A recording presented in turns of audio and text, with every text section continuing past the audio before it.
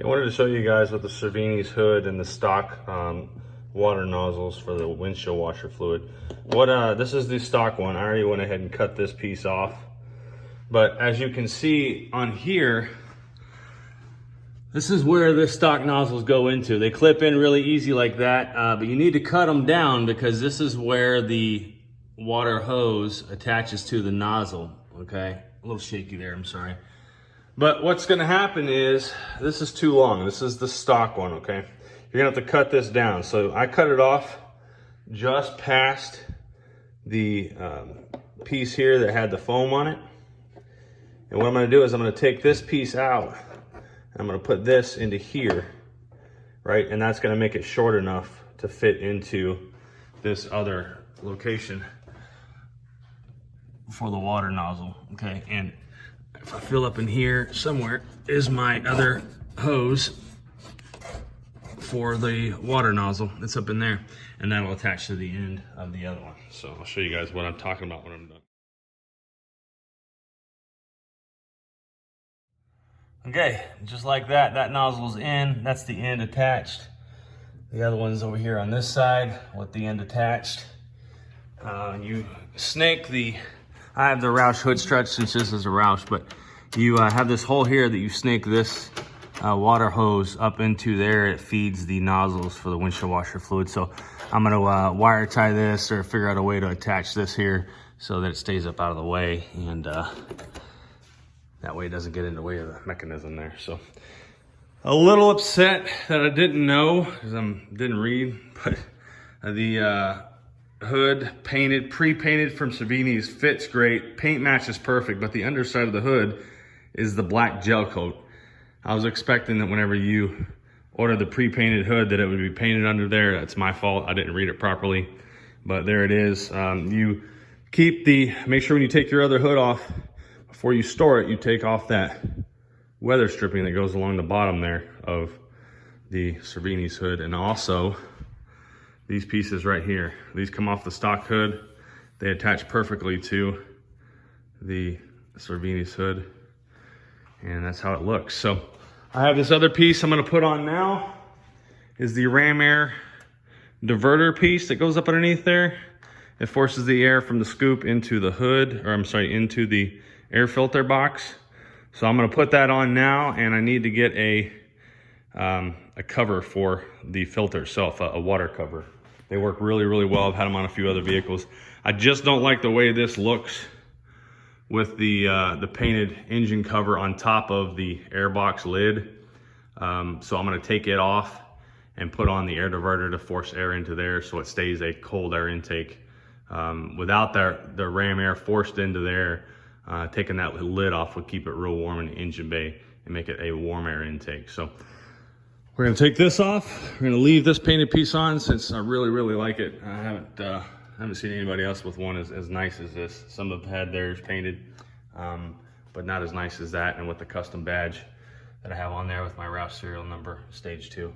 So I'm really impressed with how this car is coming together. So we'll get there. Okay, another thing that I did want to mention, whenever I put the hood on, it didn't line up properly. When you go with an aftermarket hood, you have some adjustment with the hood where the bolts go into the hood. I would not adjust the hood hinges at the body where the hinges themselves attach to the body. Don't adjust them there. There's plenty of play in the hood bolts that go from the hinge to the hood. Plenty of play in that. So get the hood on, slowly release it down, make sure that all the gaps are there. It's not gonna clip the edge. Now, be careful because whenever you initially put the hood down, you can see here it's pretty close, okay? Right here, it's pretty close. Whenever you let this hood down, the hinges actually move the hood forward so that you don't clip right here. Because if it was to go down right there like it is, it would clip right here. That's the first place you need to watch whenever you're putting on a new hood and you're lowering it down. Put some tape on the body along the edge right here to protect the fender from getting clipped by the edge of the hood. And then slowly release this down, and you'll see that the hood will actually push forward as you close the hood. But one thing that I did notice whenever I had the hood, I was having a hard time lining it up. What was happening was this hood latch right here was actually reversed the other way around, okay? If If you take this hood piece off, you flip it around and put it back on, that's how this was. And what it was doing is it was forcing the hood over to one side.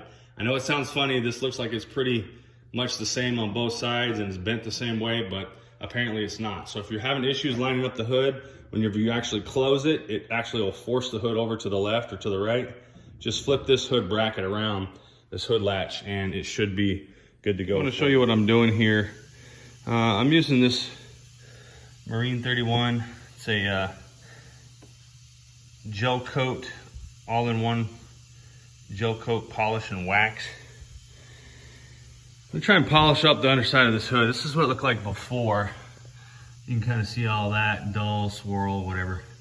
And this is kind of what I'm using now. So it's a little shinier. Not paint, obviously, but it'll protect it. It'll make it look a little bit better than it was. You see the difference there, this side to that side. But this, I should have done this before I put the hood on. I should have flipped it over and protected it, put a coating on it. But trying to do it now is a little bit of a pain in the butt, but it is what it is. I can take it back off, but it's too late now. Okay, all polished up. You can see there from the previous video, it looks way, way, way, way, way better. Took a while, a little bit of patience, some of the right tools, right product, but it's cleaned up a lot better than it was. It's polished, it somewhat has some shine to it. So I hit it with a little bead maker afterwards. So that's what it looks like, all clean and shiny, polished up. All right, so what you're gonna do is you're gonna wanna lay a blanket down here, okay? Because whenever you screw this air diverter into the fiberglass hood, fiberglass pieces are gonna come down here onto your engine bay, and you don't want that. So I have here the air diverter. I've got 3M tape, double-sided tape around it that you see here.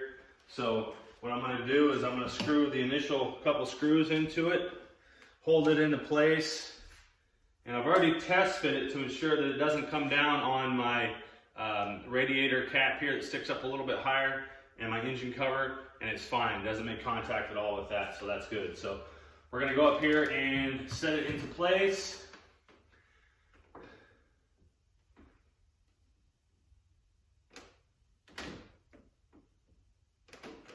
I've already got a hole drilled or screwed in there once before from when I test fit it, so I'm gonna try and get this screw right into that exact same hole again, and that'll help me line it up. A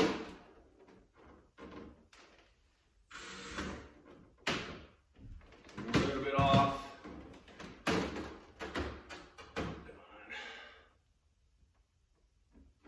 Okay.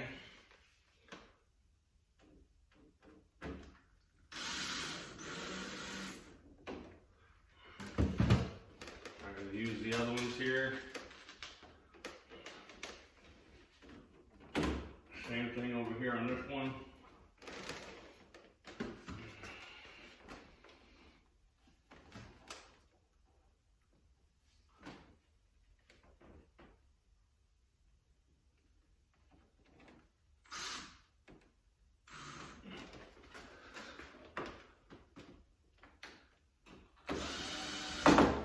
Okay. And then once you get a couple screws in,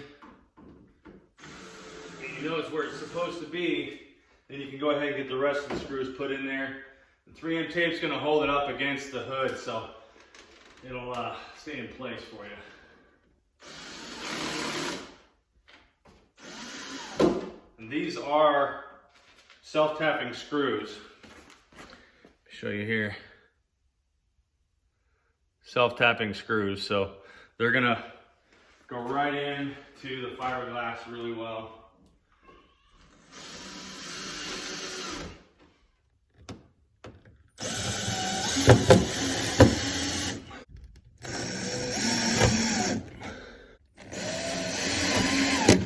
Now you can see we do not put one into this hole here. There's drain holes in the back of this air diverter here for water. So we won't put those in, but we're definitely putting the smaller ones in there. So, okay, we've got the air diverter put on, you can see there. The underside of the hood's all polished up. We have the weather stripping on. We have the window nozzles put in. I tested those out, they're working great. So now the only thing we have to do now is I'm gonna get a filter protector to put over top of that. I'm gonna take off this air box so that the air rams it right into the air filter box. So that's the next step. And this sucker is ready to go. All right, that's what it looks like. So you no longer see the engine inside of there. It's the air diverter. But what I wanted to show you guys was over here. You can see just the tip of my engine cover right there. Down here you can see the filter down there.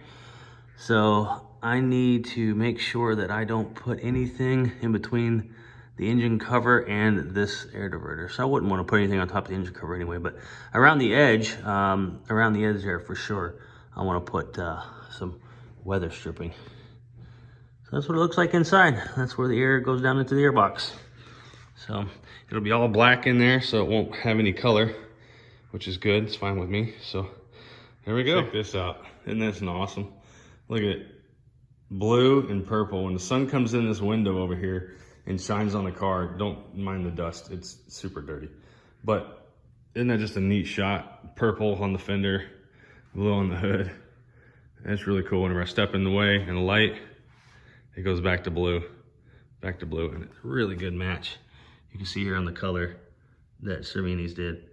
Very, very good match. It just works out really well. The gap is really good all the way up on that side.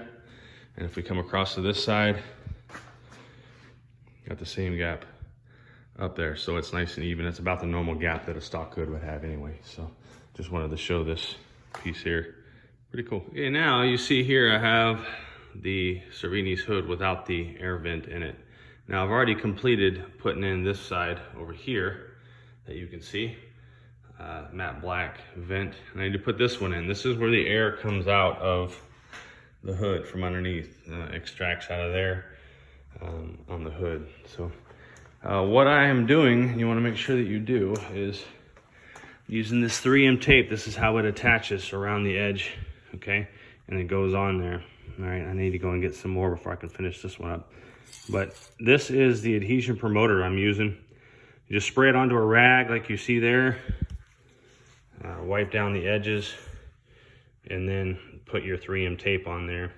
And then once you get that done, you want to do the same thing with the adhesion promoter on the surface of the hood that the 3M is attached to. You don't want to completely wipe down the hood or anything, but just on this little trim level piece here, you're going to wipe this down with the adhesion promoter before you put the 3M tape on there. It'll help it stick. Now these vents don't face towards the wind, so they're not going to come flying off. The air is actually going to push them down, but air is coming out of here. Warm air, from what I've noticed just driving the car, actually. Warm air is coming out of here, which is really nice. It's extracting from the hood. So the air comes out of there and it's gonna come up this way. But you want to make sure that these are down nice and tight so they don't go flying off when you're going down the road at 120, 150 miles an hour. So on the racetrack, of course. So make sure you guys prep them really good before you put these on. But this is what it looks like whenever it's completed and on. You can see that hole is in there, right there. So that's what it looks like.